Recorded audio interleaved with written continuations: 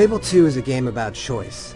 This is not just the usual should I be a boy or a girl choice, though there is that too, but it's about lifestyle. Decisions you make affect your appearance, how people react to you, and even how your dog develops. The morality system is one of the core game mechanics. For example, when you start out as a kid, you're given a choice to either help the town's sheriff or some bandits with some missing warrants. That decision will affect the town much later on, so years later when you come back, if you helped out the bandits, everything's going to look crime-ridden and festering, but if you helped out the sheriff, it's actually going to be a booming economic area, and there's going to be these beautiful houses, and there's going to be shops that you wouldn't see before. The system is pretty nuanced, and there are a lot of things to consider. It ultimately comes off as kind of artificial. The idea is to get you to feel your character progressing as a person, but you don't really get that sense. Sure, there are lots of little meters and numbers popping up to tell you if you're good or bad, but it really doesn't change the big decisions you make at the end of the game. Thanks. You're a lifesaver. Now the expression system is a pretty good idea. It's simple enough. You just hit the right bumper, you bring up an expression wheel, you can choose from a variety of different ways to interact with people. You don't talk to people, you just give them physical gestures, so you can flip somebody off, or you can give them a little vulgar thrust, or you can beg for money, or you can give them a gift. You can do quite a lot of stuff with interacting with people, but ultimately that's an artificial device, because all you're trying to do is move the different meters for how people feel about you. So you're not so much inhabiting a role as you are just sort of trying to manipulate the system.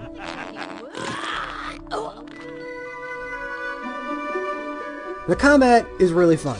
It's a really flexible and very simple system. The X button controls your swords, the Y button controls ranged attacks, guns and crossbows, and the B button is your magic. And it's just that simple. While it does seem like it would be a little bit limiting, there's actually a really good flow to the combat. It's very easy to move from, hacking a couple times with the sword and then whipping out your pistol and blowing the guy away, or then just casting a bunch of fireballs at people.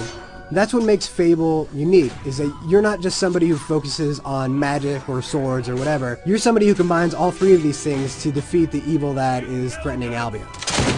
One of Fable's big features is co-op play.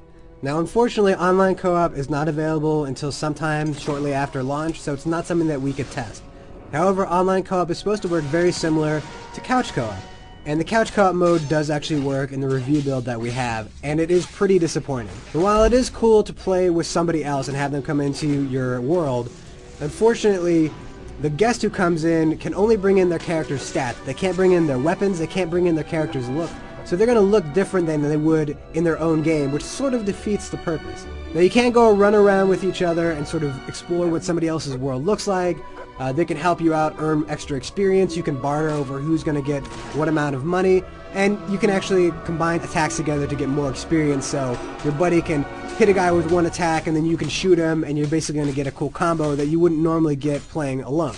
Of course, you kind of want to have your character in your friend's game so they can just see how ridiculous you look, and you're not going to get that with Fable 2 co-op the way that it is. Hopefully they patch it early on so that you can actually see what somebody else looks like.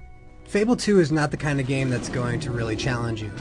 But then again, it's not really supposed to. The idea is that you are one of the greatest heroes in the history of Albion, so it makes sense that by the game's end, you can pretty much mop the floor with any creature you meet.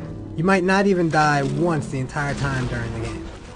If you have a real tunnel vision and you just run from all the main quest missions one after the other and ignore all the other cool stuff that there is to see in the world of Albion, you could probably get through the game within 8 hours. It's not that long. But you're going to miss out on the great experience that Fable 2 has to offer. If you invest yourself in caring for your dog, for having a family, for owning businesses, then when you come to the final decisions in the game, they're actually going to matter to you and mean something to you. So the more that you put into Fable 2, the more you're going to get out of it. With some of the high-quality RPGs such as Mass Effect and Oblivion that we've seen come out on 360 in the last few years, the bar has been raised on Western RPGs, and really, Fable 2 falls a little bit short of that bar. It's still a really great game, it's a lot of fun, it's just not up to that level of quality. For the full written review, head on over to IGN.com. Really much appreciated.